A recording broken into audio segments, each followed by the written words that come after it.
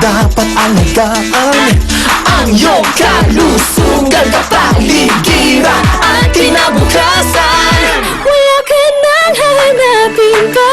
Samahang todo at kay saya, Walang pagod na naglilingkod sa inyo.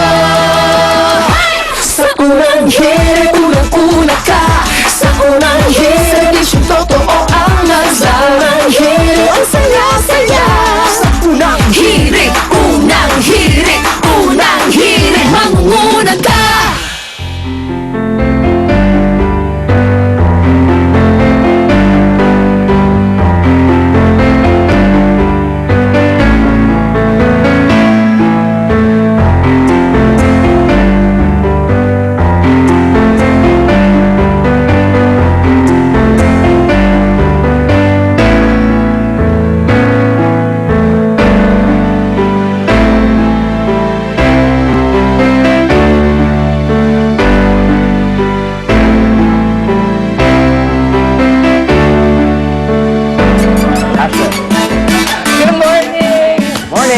Good morning! Magandang umaga po mga kapuso. Welcome po sa Unang Hirit at Ash Wednesday na po o ang Miyerkules de Ceniza, espesyal na araw para sa mga kapuso nating Katoliko. At syempre, tanda po ng pagsisimula ng 40 araw ng Kwaresma o Lenten season. Alright, kaya naman, inaasahan natin dahil sa mga magsisimba ngayong araw para magpapahid ng abo sa kanilang noo. At kagabi nga, inihanda na ng ilang simbahan ng abo na gagamitin para sa misa ngayong araw. Tulad na lamang po sa simbahan ng Santissima Trinidad sa Malolos, Bulacan, kung saan po ay sinunog ang mga naipong palaspas na ginamit noong isang taon. At tinatawag nila itong pagsusunog salaw, simbolikong pag-amin sa kahinaan at kasalanan ng isang tao. Ang abo makokolekta mula sa mga sinunog na palaspas ay siya ng mga ginagamit na pampahid sa noo ng mga nagsisimba ngayong araw. Ayon sa kura paroko ng simbahan, kapag napahiran na ng abo ang noo ngayong araw, ito ng hudyat ng pagdidisiplina sa sarili ng mga nananampalataya para sa fasting and abstinence. Kaya naman po, paalala lang, reminder para sa mga Katoliko na nasa wastong edad, which is 18 years old, am I correct? Bawal muna ang pagkain ng karne ngayong araw. Bukas na lang po yung kainin. At maggulay na lang or isda na lang muna tayo ngayong Ash Wednesday. Ayun. At yung iba dyan, actually, every Friday, hindi rin kumakain ng meat, That's di ba? right. Ang pagpahid ng abo rin po ay isang paalala upang mawala ang pagiging makasarili ng mga tao. At sana rin daw ay maging mapagpatawad tayo at ang iisipin lamang ay ang pag-ibig at pagmamahal sa ating kapwa-tao. Pag ganun, walang gera. Pag ganun, pag lagi mo siya walang gera. Uy, pero maganda, may lugi yung mga cake, tsaka pastry shop. Kasi, di ba, marami magiging kasi di ba, marami magiging mga favorite food nila. Sacrifice, di ba, chocolates, Drinks, so ganyan yung iba pa minsan, oo. Samantala, ito na, makibalita na tayo sa mga maagang misa ngayong Ash Wednesday. Nasa Baclaran Church po ang ating kabarkadang si Susan Enriquez, habang nasa simbahan naman ng Quiapo si Love Anyover. Unahin na natin, syempre, ang mga misa na siyang magpapasimula ng panahon ng Kwaresma sa Baclaran Church. At nakatutok ngayon si Kumar Susan.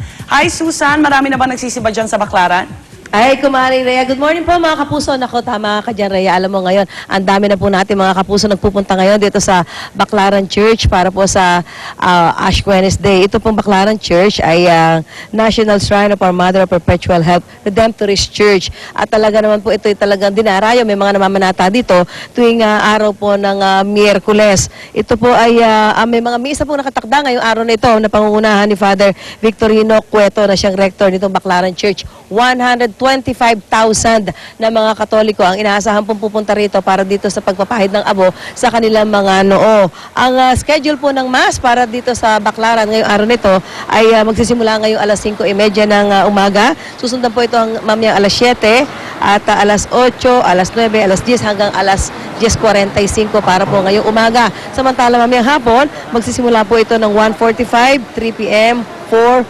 4:45, 6, at 7 p.m. Yan po yung mga nakaschedule na mga misa sa Baclaran para po ngayong araw na ito.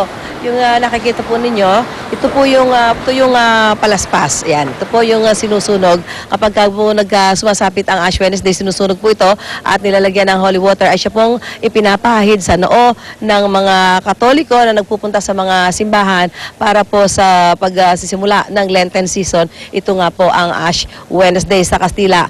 Ang Ash Wednesday po ay Miyerkules de Ceniza. Mamaya po magbabalik namin ay hatid namin sa inyo ang mga latest update dito kung gaano na po karami ang dumadagsa natin mga kababayan kasi ngayon po madilim pa, madaling araw pa pero napakarami na ng mga kababayan natin nagpupunta rito para po dito sa ating Ash Wednesday. Mula po rito sa Baclaran Church, balik muna sa studio. Alright, Kumar Susan Enriquez, maraming salamat. Pumunta naman tayo sa Quiapo Church kung saan nagbabantay naman si Love Añover. Love, kamusta na ang dagsa ng mga tao ngayong Ash Wednesday?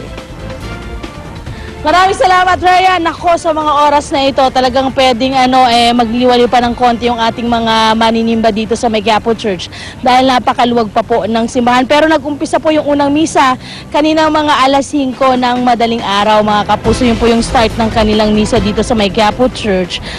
Katulad po ng Sunday Mass. Yan po ay nagsimula nga ng 5 a.m. Tapos hanggang 12:15 p.m. po yan, yung pang-umagang misa nila. Sa hapon naman daw ay 3 p.m. mag-uumpisa ang misa at matatapos ng alas 8 ng gabi. Kagabi pa lamang daw ay mahigpit na ang seguridad dito sa palibot ng Quiapo Church at sinasabing mahigit 800 pulis o kapulisan ang magbabantay mula Manila Police District po yan, particularly dito po sa may Quiapo Church at sa may Manila Cathedral. Ayan po muna ang aking update mula po dito sa Quiapo Church. Balik sa inyo dyan sa studio. Alright, maraming salamat, Love Añover. At bukod po sa pagtutok natin sa paggunita ng Ash Wednesday, narito ang iba pang mga balitang dapat niyong malaman sa ating top hearing.